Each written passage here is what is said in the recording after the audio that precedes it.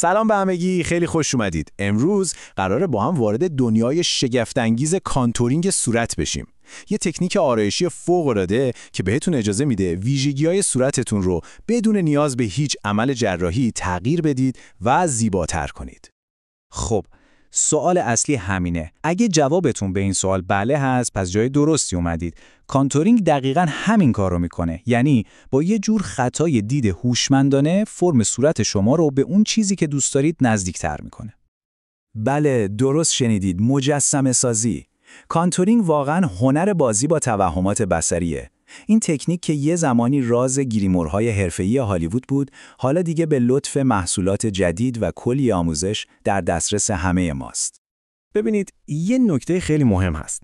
هدف ما توی کانتورینگ این نیست که چیزی رو بپوشونیم یا مخفی کنیم. اصلاً ما در واقع داریم با استفاده از رنگ‌هایی که یکم تیره‌تر یا روشن‌تر از پوست خودمون هستن به اجزای صورتمون عمق و بعد میدیم و اونها رو بازآفرینی می‌کنیم. خب، حالا بریم سراغ اصل مطلب، یعنی اون قانونی که کل این تکنیک بر اساسش کار میکنه. همه چیز به درک درست از بازی نور و سایه برمیگرده. این تعریف خشک و خالی کانتورینگه، ولی ساده‌اش چی میشه؟ یعنی ما با ایجاد سایه‌های مصنوعی کاری میکنیم که چشم بیننده گول بخوره و بعضی قسمت‌های صورت رو برجسته‌تر و بعضی‌های دیگر رو فرو رافته‌تر ببینه. والا، کل راز کانتورینگ توی همین اسلایده. قانونش خیلی ساده است. هر چیزی که رنگ روشن بخوره جلو میاد، بزرگتر و برجسته‌تر دیده میشه. به این کار میگیم هایلایت. برعکس، هر چیزی که رنگ تیره بخوره عقب میره، کوچیکتر و فرو رفته‌تر به نظر میاد. به این کارم میگیم کانتور. به همین سادگی. خب، حالا که با الف باش آشنا شدیم میرسیم به مهمترین، یعنی واقعاً مهمترین قدم. قبل از اینکه دست به براش بزنید باید فرم صورت خودتون رو بشناسید، چون کانتورینگ نسخه واحد برای همه نداره و هر فرم صورت قلق خاص خودش رو داره. به طور کلی چهره‌ها به این 7 دسته اصلی تقسیم میشن. ما الان خیلی سریع روش کانتورینگ هر کدوم از اینها رو با هم بررسی می‌کنیم تا شما بتونید تکنیک مخصوص خودتون رو پیدا کنید. خیلی خوب. آماده اید؟ بریم سراغ این کلاس فشرده و ببینیم چطور باید اصول نور و سایه رو برای هر فرم صورت به طور دقیق و درست به کار ببریم. اول با صورت‌های کشیده شروع می‌کنیم. اینجا هدفمون چیه؟ اینکه کاری کنیم صورت کوتاه‌تر و یکم پهن‌تر به نظر بیاد. یعنی می‌خوایم از کشیدگی عمودی صورت کم کنیم و به عرض افقی اون اضافه کنیم. خب، چطوری این کارو می‌کنیم؟ قدم اول بالای پیشانی، یعنی خط رویش مو، و پایین چونه رو تیره می‌کنیم. این کار انگار از بالا و پایین به صورت فشار میاره و کوتاه‌ترش می‌کنه. قدم دوم زیر استخوان گونه یه خط کانتور تقریباً افقی می‌کشیم تا صورت پهن‌تر به نظر بیاد.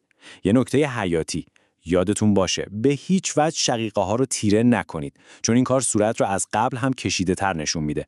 و در آخر بالای استخوان گونه رو هایلایت می‌کنیم تا برجسته و زیبا بشه. حالا میرسیم به صورت‌های لوزی شکل یا الماسی. توی این فرم صورت گونه‌ها پهن‌ترین قسمت هستن. پس هدفمون اینه که این پهنی رو کمتر کنیم و به پیشونی و فک که باریک‌ترن تعادل بدیم. وقتی زیر استخوان گونه رو تیره می‌کنیم در واقع داریم توجه رو از پهنای اون قسمت برمی‌داریم و کاری می‌کنیم که به عقب بره. بعدش با یک کانتور خیلی کوچیک زیر چونه و هایلایت کردن مرکز چونه به نیمه پایینی صورت که باریک‌تر حجم میدیم. این کار به سادگی بین تمام اجزای صورت یه هماهنگی یک قشنگ ایجاد می‌کنه. خب، صورت بیضی خیلی ها میگن این متعادل ترین فرم صورته. برای همین کانتورینگ برای این فرم صورت بیشتر برای تأکید روی زیبایی های خودشه، نه اینکه بخوایم چیزی رو تغییر بدیم. پس اینجا کارمون خیلی ظریفه. فقط میخوایم ساختار استخوانی زیبای صورت رو یک کم واضح‌تر و برجسته‌تر کنیم. یه کانتورینگ خیلی طبیعی و ملایم.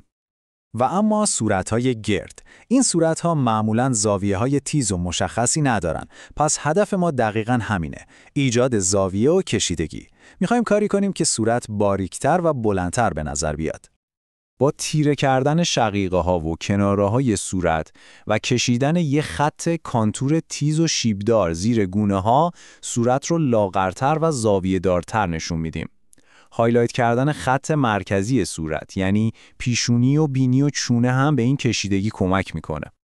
این دوتا فرم صورت خیلی شبیه هم هستن، چون هر دو خط فک و پیشونی زاویه‌دار و قوی دارن. پس هدف اصلیمون اینجا نرم کردن این گوشه‌های تیز و زاویه‌های قدرتمنده. همونطور که می‌بینید روش کار تقریباً یکیه. ما با سایه زدن اون زاویه‌های تیز فک و پیشونی رو به صورت بصری گرد و نرم می‌کنیم. تنها تفاوت برای صورت‌های مستطیلیه که بالای پیشونی رو هم یک کم تیره می‌کنیم تا کوتاه‌تر به نظر بیاد. و آخرین فرم صورت قلبیه. اینجا یه پیشونی پهن داریم و یه چونه باریک و تیز. پس هدفمون چیه؟ ایجاد تعادل بین این دو قسمت. یعنی کاری کنیم پیشونی باریکتر و ناحیه فک یکم پرتر به نظر بیاد. با این تکنیک ما پهنای پیشونی رو میگیریم. با هایلایت کردن خط فک به نیمه پایینی صورت حجم میدیم و با یه ذره تیره کردن نوک چونه تیزی اون رو میگیریم و همه چیز رو متعادل میکنیم. خیلی خوب، بعد از این بررسی فشرده میخوام این بحث رو با 2 قانون طلایی و غیرقابل انکار تموم کنم که برای داشتن یک کانتورینگ بی‌نقص واجبه. فقط 2 نکته است اما حیاتیه. فرقی نمیکنه فرم صورتتون چی باشه، این 2 قانون رو باید همیشه رعایت کنید. اینها واقعاً کلید موفقیت شما توی کانتورینگ هستن. نکته اول و شاید مهمترین نکته از همه، محو کردن یا همون بلند کردن.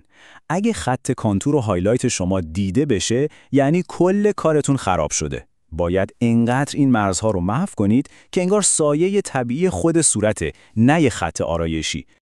و نکته آخر، یه جورایی برگشت به نقطه شروعه.